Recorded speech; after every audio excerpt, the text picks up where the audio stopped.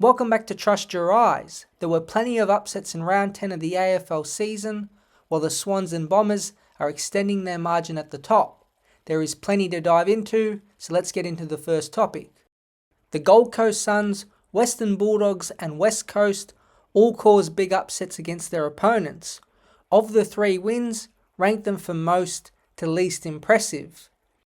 I think at number 1 it has to be West Coast.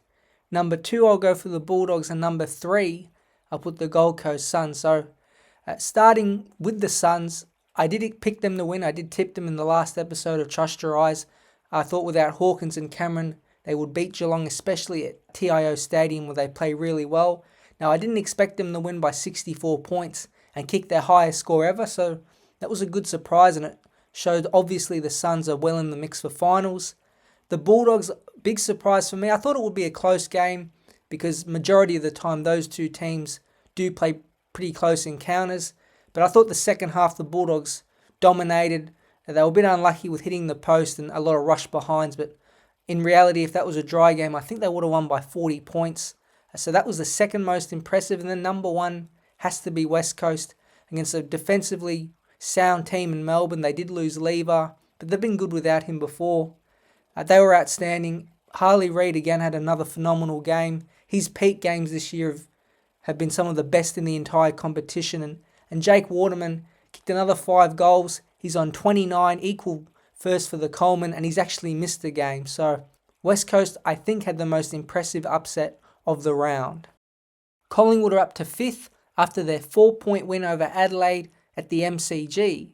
First of all, did Rankine run too far without bouncing the ball? And what are the other main takeaways from the game? Well, I think Fox Footy kind of debunked if he had run too far, and he did run 24 metres, and apparently the rule is if you run 15 metres, it's a free kick. So in the book it was there, but I do pose the question, if that was, say, Nick Dacos in the opposite position where Collingwood were behind, would they have made that call at the MCG? There is no way those umpires would have pinged him for running too far. So I do think Rankine was unlucky, even though it's within the rules, I guess. So there's a bit of a contradiction there, but it's just the feel of the game, I think. So the Crows were unlucky, no doubt. Not that they would have scored from that necessarily. At Collingwood, they keep banking wins, playing pretty good, getting their mojo back. I thought De Goey had a huge impact, kicked a couple goals, kicked the game-winning goal, and had 26 touches, although it looks like he might be out again. That groin is becoming a bit of an issue. But focusing on the Crows, it's another close loss to Collingwood, their 3rd in a row, in a heartbreaking fashion, and now Rankine's going to be out for 3 weeks with that hamstring at the end of that play. So I think it's safe to say their year's over. They've been disappointing. I thought they had a chance at being one of the top 5 or 6 sides in the competition, but they just took too long to get their mojo going and put guys like Rankine and Saligo on ball to get their season up and running. So for the Crows, I think they're going to have to wait next year to be a real challenger for the premiership. On Friday night, Sydney overcame a slow start to punish Carlton by 52 points. The Blues have lost 3 of their past 4 games, so what level of panic should Carlton fans have? I'm going to give them a 7 out of 10 on the panic scale right now, and it's mainly because of the tough fixture they have coming up. I'll quickly give it to you. Their next month they have Gold Coast at home, Port Adelaide away, Essendon, and then Geelong again at the MCG. So that's the main reason I'm giving them, a rating a little bit above 5 out of 10. The injury list is long. Hopefully they can get back Adam Sard because they really need him in defence because obviously he's a very good lockdown player and good rebounder. And then Adam Chera, if Walsh gets locked away in the future and Cripps can't influence the game heavily, they need that third guy, and they miss Chera a lot, especially against that all-star midfielder Sydney, which has so much pace and power. Not that Chera necessarily has that, but he definitely has polish that a guy like Cripps doesn't have. Curnow and Mackay feel like they're going through the motions at the moment, not dominating games. I still think they're in an okay spot, 6 and 4. Probably not as high on the ladder as the fans would have wanted them to be at this season, but they are still doing better than in 2023. So I think there should be a little bit of urgency now because of the next month they have, and I think they'd be wanting to split the games and go 2-2 and if they can get some of their players back, they'll be okay. Fremantle got a valuable away win against St Kilda on Saturday night in a low-scoring affair. Are St Kilda's final chances now over, and where do Fremantle sit in the scheme of things? Well, if I said Adelaide's finals chances were over, then St Kilda's definitely are. People have been taking notice of the midfield, will say Steele and Ross as two of the mainstays in there, and Windhager. It's just a bit slow, not that dynamic, so it's something they'll need to address, either bringing in a couple of players or drafting some pace if there's players available that fit that mould. And then the other thing that I don't think's been spoken about a whole lot is their young players just haven't taken that next step, and that's okay because it can take 2 or 3 years. Owens, Windhager, Philippou, and even Max King, who's young for a key forward still, just haven't taken that next step. But they're there on the list. They clearly have talent. So I don't think St Kilda's as bad as people are making them out to be. I think for the long run they'll be okay, but they do have holes in that midfield. With Fremantle, I think they're well in the mix for that kind of 8th to 5th position. I'm not sure they're a top 4 side.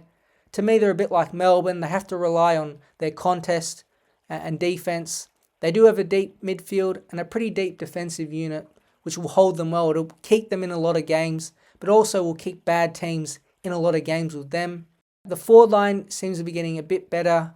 Amos and Tracy are playing okay. So I like Fremantle, and they're a pretty good shot to be between that 5th and 8th spot at the end of the home and away season. There is more pain at Tigerland. They got thumped by 119 points at the Gabba, and many of the Brisbane Lions players feasted. Can it get any worse for Richmond, and what can they do to get something out of this season? Sadly for Richmond fans, I think they know this. I'm going to say it anyway. They're basically the West Coast of this season. They're just going to have to wait it out until they get their players back. I think it's as simple as that. I don't think anyone predicted Richmond would be this bad because no one predicted the amount of important players that would be sitting on the sidelines. I mean, let's just go through the midfield. Jacob Hopper's out, Tim Taranto, Jack Graham, Jack Ross are all out. That's basically their starting midfield, and you're not going to win any games with those guys out, let alone be kind of competitive and keep games within a 20 or 30 point margin. And then the bookends, Lynch and Gibkiss. Lynch for his experience and strength and his ability to kick goals, which is obviously important. And then Gibkiss, who has a lot of talent, he just can't get on the park, and it's a shame because he's their next Dylan Grimes or Alex Rance. So that's killing them as well. Hopefully they can get Liam Baker and Dylan Grimes back next week to just get them a little more competitive against the Essendon in the Dreamtime matchup. And all they can do to salvage something out of the year is just play these kids. I'm not going to lie to you, a lot of them I don't even know, but if they can find 2 or 3 gems in the long run, then looking back it will be a successful year with the circumstances in front of them and their coach Adam Muse. Port Adelaide kicked the last 2 goals of the game to beat Hawthorn after being down 41 points late in the third quarter. Darcy Byrne-Jones' soccer skills made him the hero, but did Port Adelaide steal this game more than Hawthorn gagged it? Hawthorn definitely gave this away far more than Port Adelaide stole it from them. People are having a go at Sam Mitchell and his coaching for being defensive, but they were 11 points up with 35 seconds. So I think he did a pretty good job coaching, because he can't help that Carl Amon gives away a horrible free kick to Willie Rioli in which he just panicked. And then credit to Rioli because it was a tough shot from 50 out and he nailed it. And then the last play, D'Ambrosio gets the ball at the back of the pack. He handballs it to Amon, who just gets tackled and drops the ball and leads to that goal.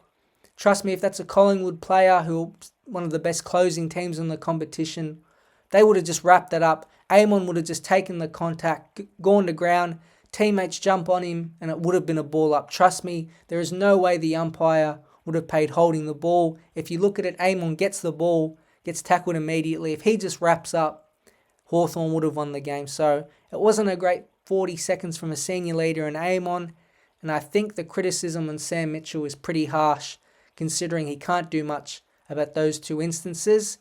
And it was a great win for Port Adelaide. If they had lost, that would have cancelled out their win to Geelong. So they get away with 1 and separate them from that middle pack of the top 8. Looking forward to next week, what are the 3 must-watch games in round 11? Once again, there are a lot of good games next week, but I'm going to narrow it down to this top three. I think number one is Geelong and GWS. Both sides are obviously on the slide. Geelong's lost 3 in a row, and I think if they lose to the Giants, 4 losses in a row will be their longest losing streak under Chris Scott.